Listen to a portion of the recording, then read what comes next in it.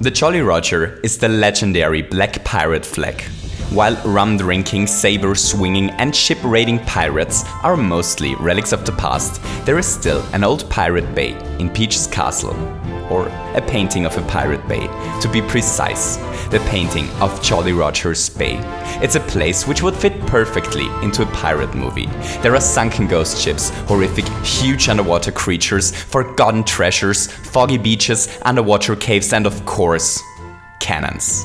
It's a mysterious and lonely place. Mario is still on his mission to rescue Princess Peach and the delicious cake she baked.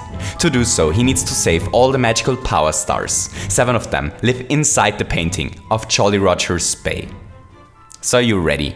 Let's play this.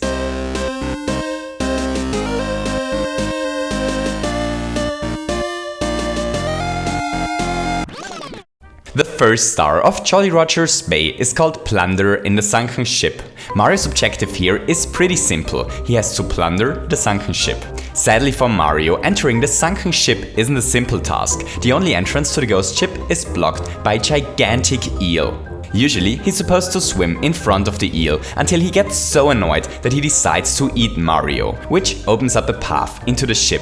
But this is not only incredibly slow, it's also a really un-ghost shippy way to enter a ghost ship. A much more ghostly way to enter a ghost ship is it to swim through it, as ghost ships obviously have to have glitched collision detection. Inside the ship, Mario has to open 4 chests in the right order in order to make it possible to collect the star. But before our plumber does this, let's further investigate the ghost ship, as this ghost ship has not only glitched collision detection on the outside, but on the inside as well. If Mario swims into this little corner, he's able to leave the ship again. But the area outside of the ship isn't really interesting for 2 reasons.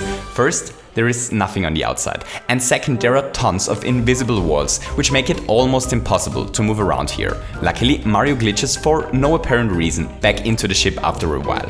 So let's open the 4 chests. Opening the 4 chests is a little bit weird, as there is no way to know which chest has to be opened at which point without trial and error. But after a while, Mario is able to open them in the right order, which drowns the water and makes it possible to finally reach the first star. But there is one thing I wondered about. As we've seen before, it's possible to swim out of the ship. But what happens if Mario is outside of the ship once the water is gone? Is he able to swim around below the ship? Is he able to run on top of the ship? What will happen? I had to find it out. So I gave it a try, and the answer to this question is... well... Mario gets stuck. Pretty hard, actually. Oh boy. He looks like he's in pain.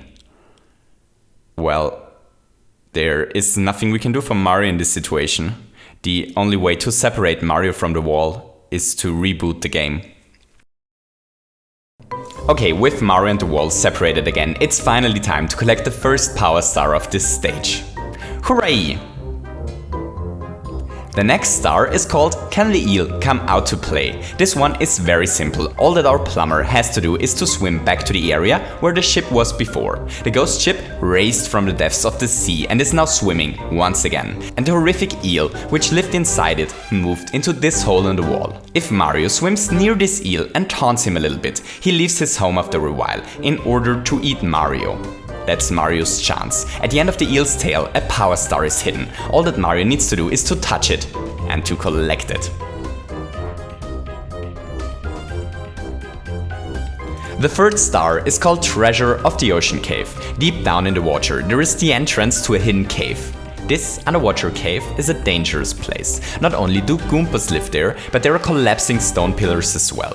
But our plumber has no chance. If he wants to rescue Princess and Cake, he needs to make his way through the collapsing cave until he finds these 4 treasure chests. Okay, stop. Let's quickly talk about these treasure chests. Here's the thing, I always thought these chests are pretty silly. There is no way to find out in which order they need to be opened. So it comes down to complete trial and error, which is horrific game design in my opinion. Or at least I thought that there is no hint on the order in which the treasure chests need to be opened. I realized that there's a sign. I probably always missed this sign as a kid. Anyway, the sign tells us the following. Arr, ahoy Melee. I have sunken treasure here. I do. But to pluck the plunder, you must open the treasure chests in the right order. What order is that, you say? I'll never tell the captain. Come on, game. Seriously?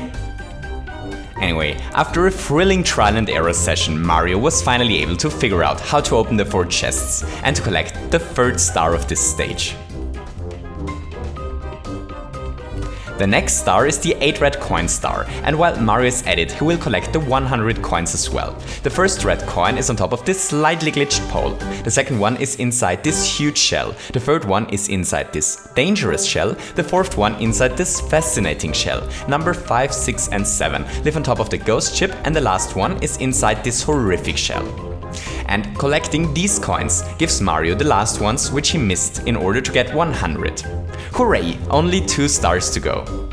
The next star is called Blast to the Stone Pillar. Usually Mario has to shoot himself out of this cannon in order to land on top of a stone pillar, which allows him to jump towards the platform where the star lives. But there is another way to get this star. A way which requires a very precise trick. A way that is completely useless. Not only is it much harder to do, it's also slower and it doesn't even save an A press. This way to get the star is so overcomplicated and silly that no one should ever get this star this way. Ladies and gentlemen, I proudly present a silly way to get this star.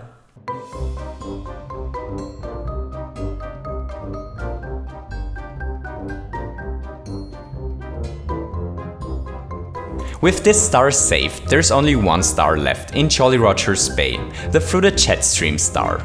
Earlier, Mario saw that there is a star imprisoned in a jet stream directly at the place where the sunken ship was before. Sadly for the star, the stream always pushed Mario away when he tried to get it.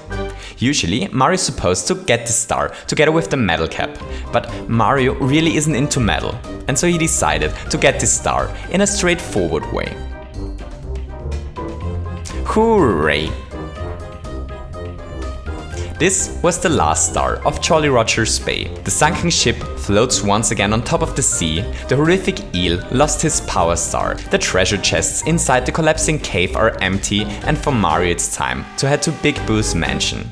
There are still many power stars to save before he can finally consume his delicious cake together with Princess Peach. I hope you enjoyed this little video. If you enjoyed it, don't forget to leave me a thumbs up, and maybe you feel especially ghost chippy today and want to hit the subscribe button as well. I hope you have a wonderful day and to see you soon. Goodbye!